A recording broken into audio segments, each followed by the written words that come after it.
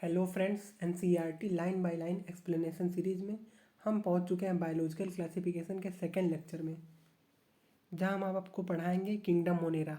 तो चलिए शुरू करते हैं। Kingdom Monera. Bacteria are the sole member of the kingdom Monera. Bacteria एकमात्र मेंबर हैं किंगडम मोनेरा के।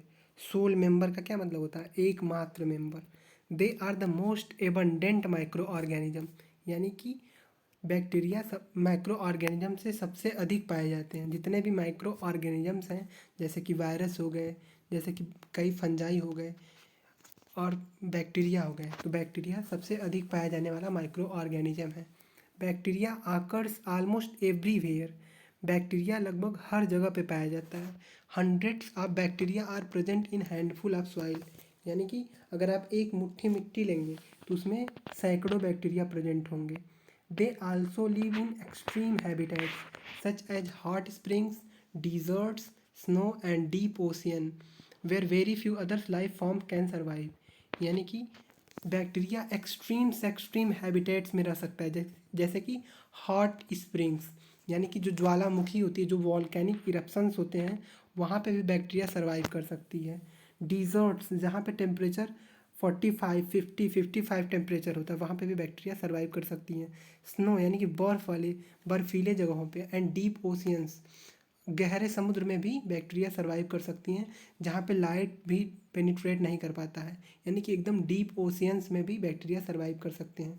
Where very few others life form can survive, जहाँ पे बहुत कम ही लिविंग बींग हैं जो सर्वाइव कर सकते हैं। Many of them live in और on other organism as parasites, और बहुत सारे बैक्टीरिया होते हैं जो कि पैरासाइट के रूप में या तो इन द बॉडी या तो ऑन द बॉडी रहते हैं, यानी कि अगर किसी के अंदर भी पाए जा सकते हैं बॉडी के अंदर, या तो किसी के बॉडी के बाहर भी पाए जा सकते हैं बैक्टीरिया पैरासाइट के रूप में। अगर बैक्टीरिया किसी बॉडी के अंदर पाया जा रहा है, किसी भी ऑर्गेनिज्म के बॉडी के अंदर पाया जा रहा है, तो इस तरह के बैक्टीरिया को बोलते हैं एंडोपैरासाइट। यदि किसी की बैक्टीरिया किसी के बॉडी के बाहर पाया जा रहा है, बॉडी के ऊपर पाया जा रहा है ऑन द बॉडी, तो उसको बोलेंगे एक्टोपैरासाइट।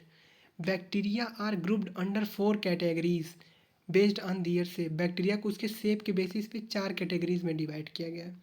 द स्फेरिकल कोकस, यानी कि स्फेरिकल शेप की बैक्टीरिया जिसको कोकस बोलेंगे, जिसका प्लूरल होता है cocci. Rod shaped bacteria bacillus, plural है बैसिलाई। कॉमा शेप्ड बैक्टीरिया जिसको बोलते हैं vibrium bacteria, plural vibrio.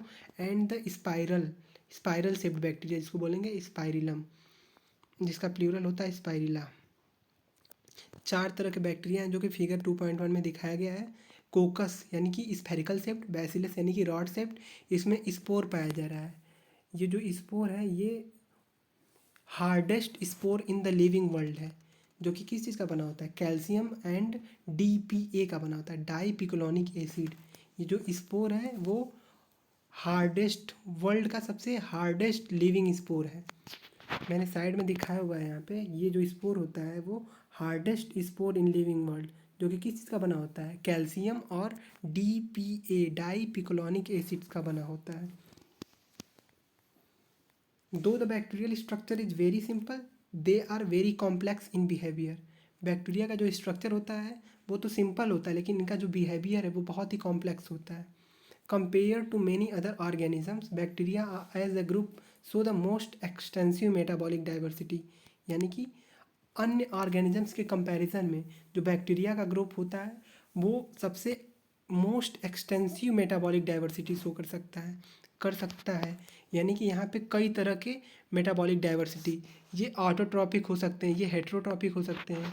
Autotrophic में ये फोटो ऑटोट्रॉपिक हो सकते हैं, कीमो ऑटोट्रॉपिक हो सकते हैं। हेट्रोट्रॉपिक में ये सैप्रोफिटिक भी हो सकते हैं, ये पैरासिटिक भी हो सकते हैं। यानी कि इनमें लगभग हर तरह का न्यूट्रिशन पाया जा रहा है, यानी कि ये most extensive metabolic diversity show कर सकते हैं। Some of the bacteria are autotrophic, कुछ बैक्टीरिया ऑटोट्रॉपिक होते हैं, यानी कि they synthesise their own food from inorganic substrates. जितने भी ऑटोट्रॉपिक बैक्टीरिया होते हैं वो अपना फूड खुद से सिंथेसाइज कर सकते हैं, और वो कैसे करते हैं? इनऑर्गेनिक सब्सटेंस से। दे में बी फोटोसिंथेटिक ऑटोट्रॉप, वो फोटोसिंथेटिक ऑटोट्रॉप हो सकते हैं या तो कीमोसिंथेटिक ऑटोट्रॉप। फोटोसिंथेटिक ऑटोट्रॉपिक का क्या मतलब होता है? ऐसे बैक्टीरिया जो सनलाइट के प्रेजेंस में अपना फूड फोटोसिंथेसिस करते हैं उसको बोलते हैं फोटोसिंथेटिक ऑटोट्रॉपिक। लेकिन ऐसे बैक्टीरिया जो कि डीप सी में रहते हैं, समुद्र के बहुत अंदर रहते हैं, उसको बोलते हैं कीमोसिंथेटिक, जहाँ पे लाइट पेनिट्रेट नहीं कर पाएगी, जहाँ पे लाइट पहुँच नहीं पाएगी। तो ऐसे बैक्टीरिया क्या करते हैं? Chemosynthetic autotrophic mode of nutrition show करते हैं। The vast majority of bacteria are heterotrophs. ज़्यादातर बैक्टीरिया का जो न्यूट्रिशन है वो हेट्रोट्रॉपिक, ये ज़्यादातर कैसे होते हैं? Heterotrophic of mode of nutrition show करते हैं। They depend on other organism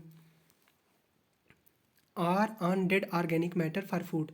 जो हाइड्रोट्रॉप बैक्टीरिया होते हैं या तो वो दूसरे ऑर्गेनिज्म पे डिपेंड करते हैं या तो डेड ऑर्गेनिक मैटर पे डिपेंड करते हैं अपने फूड के लिए।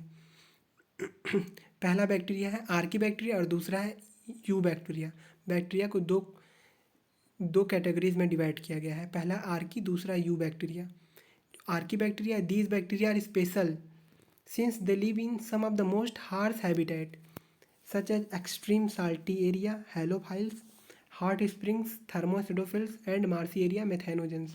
यानी कि जो बैक्टीरिया ये स्पेशल हैं, स्पेशल इन द सेंस ये बहुत ज़्यादा हार्श हैबिटेट, बहुत ज़्यादा ऐसे हैबिटेट में रहते हैं जहाँ पे नॉर्मल लिविंग ऑर्गेनिज्म का सर्वाइव कर पाना बहुत मुश्किल होता है, वहाँ पे ये सर्वाइव कर जाते हैं। जैसे कि एक्सट्रीम साल्टी एरिया, जहाँ पे बहुत ज़्यादा साल्ट कंडीशन हो। हेलोफिल्स, ऐसे बैक्टीरिया जो एक्सट्रीम साल्टी एरिया में पाए जाते हैं इसको बोलते हैं हेलोफिल्स। हेलो का मतलब होता है साल्ट, फिल्स मतलब लवर, यानी कि जो बैक्टीरिया साल्ट लवर हो, जो साल्टी कंडीशन में पाए जाए उसको बोलेंगे halophiles. Hot springs, hot springs का मतलब होता है वॉल्केनिक इरप्शंस जहाँ पे हो रहे होते हैं, जहाँ पे ज्वालामुखी का विस्फोट होता है वहाँ पे ये पाए जाते हैं हॉट स्प्रिंग कंडीशन में। और ऐसे बैक्टीरिया को बोलते हैं थर्मो एसिडोफिल्स।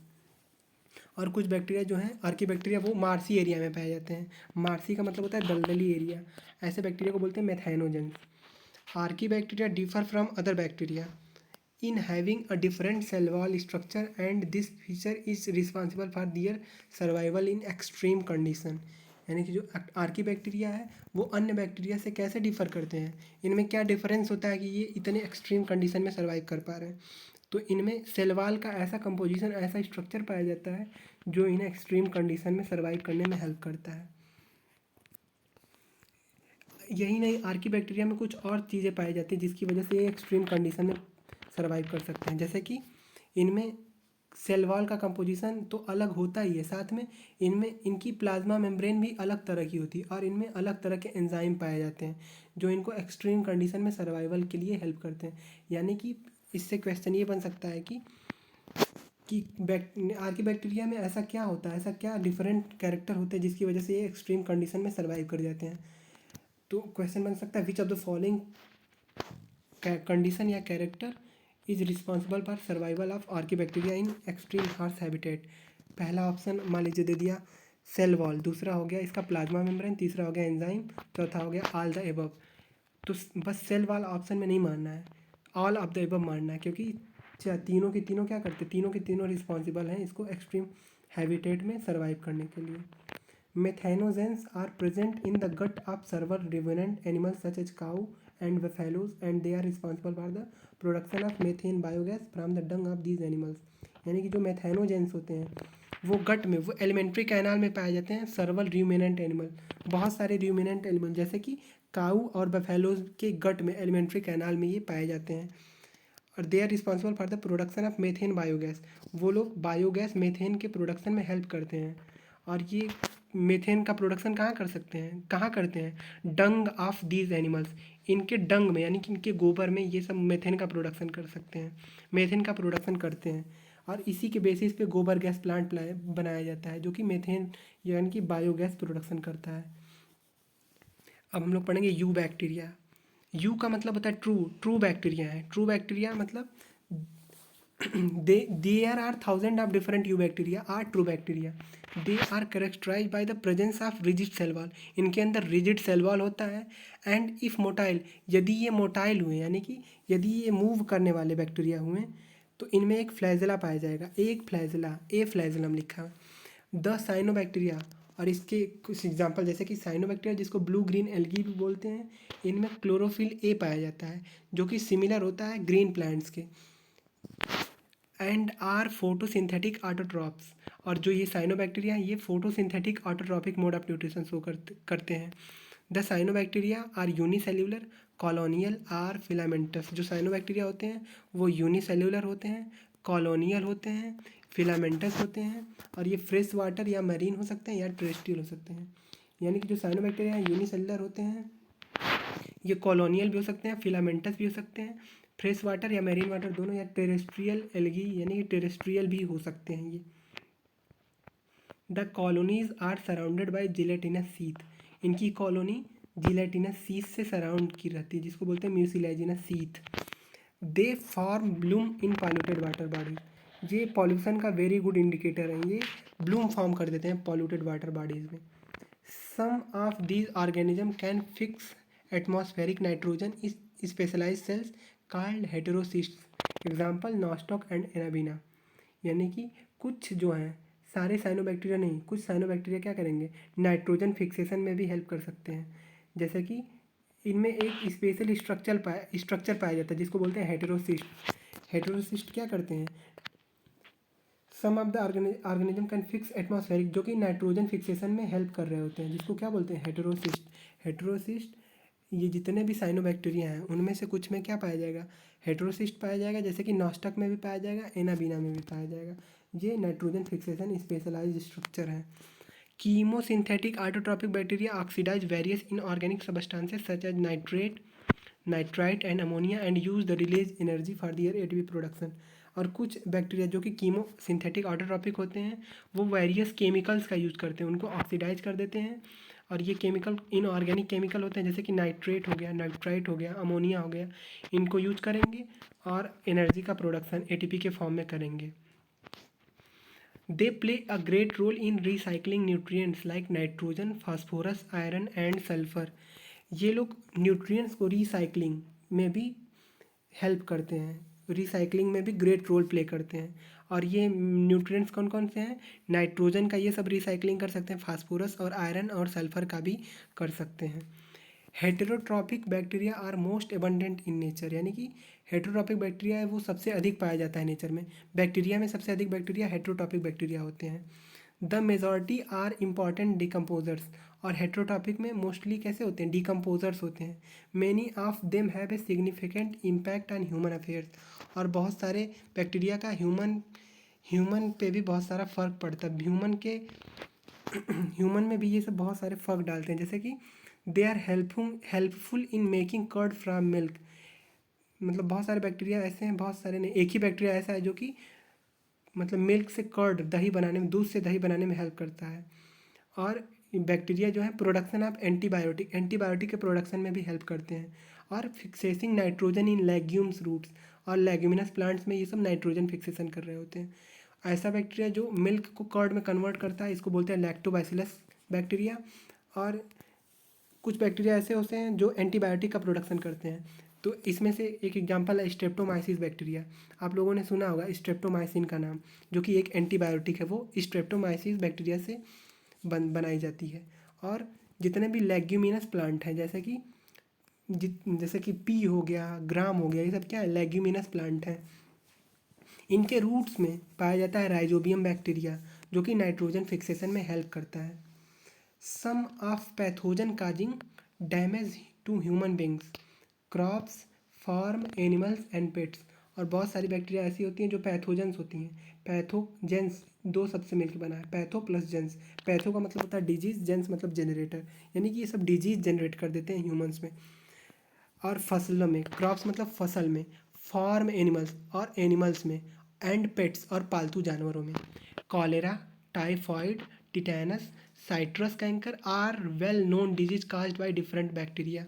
यानी कि cholera, typhoid, tetanus, citrus canker ये सब किसके द्वारा होते हैं, ये सब बैक्टीरिया के द्वारा होते हैं। कॉलेरा जो होता है विब्रियो कॉलेरी बैक्टीरिया से होता है। टाइफॉइड जो होता है वो साल्मोनेला टाइफी बैक्टीरिया से होता है। टिटेनस क्लॉस्ट्रीडियम टिटेनी से होता है। और साइट्रस कैंकर होता है जैंथोमोनास साइट्री से। इतना याद रखने की ज़रूरत नहीं है, बस कॉलेरा और टाइफॉइड इसमें ज़्यादा इंपॉर्टेंट है। कॉलेरा होता है विब्रियो कॉलेरी से, टाइफाइड होता है साल्मोनेला टाइफी से, ये आप लोग याद कर सकते हैं। Bacteria reproduce mainly by fission, bacteria mainly कैसे रिप्रोड्यूस करता है? फिजन से, यानी कि ये ब्रेक हो जाता है फ्रैगमेंट में, ये फिजन शो करता है। फिगर 2.3 को आप लोग देखिए, यहाँ पे फिजन दिखाया हुआ है, एक बैक्टीरिया फिजन के द्वारा ब्रेक कर रही है। सबसे ऊपर सेल वाल है, उसके जस्ट नीचे सेल मेम्ब्रेन है और इसके अंदर डीएनए मटेरियल है, ये बीच से टूट रहा है। ये क्या कर रहा है? ये फिजन कर रहा है, binary fission. Sometimes under unfavourable condition they produce spores, और अनफेवरेबल कंडीशन में ये क्या प्रोड्यूस कर सकते हैं? स्पोर प्रोड्यूस करते हैं, और स्पोर इनका हाईली रेजिस्टेंट होता है अनफेवरेबल कंडीशन में। अनफेवरेबल कंडीशन का क्या मतलब होता है? अनफेवरेबल कंडीशन का मतलब होता है जब कभी भी पानी वानी की और न्यूट्रिशन की बहुत ज़्यादा कमी होती है, तो ये लोग स्पोर प्रोड्यूस कर देते हैं बैक्टीरिया, और ये एक्सट्रीमली रेजिस्टेंट होता है। एक्सट्रीमली रेजिस्टेंट होता है, बहुत ज़्यादा धूप हो या बहुत ज़्यादा बारिश हो तो वहाँ पे ये आराम से सर्वाइव कर सकें, अडॉप्ट कर सकें। They also reproduce by a sort of sexual reproduction by adopting a primitive type of DNA transfer from one bacterium to other, यानी कि ये लोग सेक्सुअल रिप्रोडक्शन का ही एक तरीका अपनाते हैं जिसमें अपना डीएनए दूसरे बैक्टीरिया के डीएनए में ट्रांसफ़र कर देते हैं। अब बात आती है mycoplasma, which is very very very important. The mycoplasma are organisms that completely lack a cell wall, जितनी भी बैक्टीरिया हैं सब में सेल वॉल होता है, लेकिन माइकोप्लाज्मा एक ऐसा ऑर्गेनिज्म है जिसमें सेल वॉल नहीं होता है। They are the smallest living cells, और जो ये माइकोप्लाज्मा है ये स्मॉलेस्ट लिविंग, सबसे छोटा लिविंग सेल है। And can survive without oxygen, और ये बिना ऑक्सीजन के भी सर्वाइव कर सकते हैं। Many mycoplasma are pathogenic in animals and plants, और बहुत सारे माइकोप्लाज्मा हैं जो कि एनिमल और प्लांट में डिजीज काज करते हैं। माइकोप्लाज्मा के और नाम भी हैं, जैसे कि PPLO, pleuropneumonia like organisms, and MLO, इसको एमएलओ भी कह सकते हैं। एमएलओ मतलब मॉलिक्यूट्स लाइक ऑर्गेनिज्म, और इसको joker of the plant kingdom भी कहते हैं। Joker of the plant kingdom क्यों कहते हैं? क्योंकि ये अपना शेप चेंज करते हैं, मतलब ये हमें अपना शेप जो है चेंज कर सकते हैं। शेप चेंज करने को बोलते हैं pleomorphic. Pleomorphic is made up of two terms, the first one is pleo and second one is morphic, यानी कि इनमें बहुत कई तरह की मॉर्फोलॉजी है, यानी कि एक से अधिक शेप में। प्लियो मतलब मेनी, मॉर्फिक मतलब मॉर्फोलॉजी, एक से अधिक शेप ये शो कर सकते हैं, इसीलिए इनको joker of the plant kingdom बोलते हैं।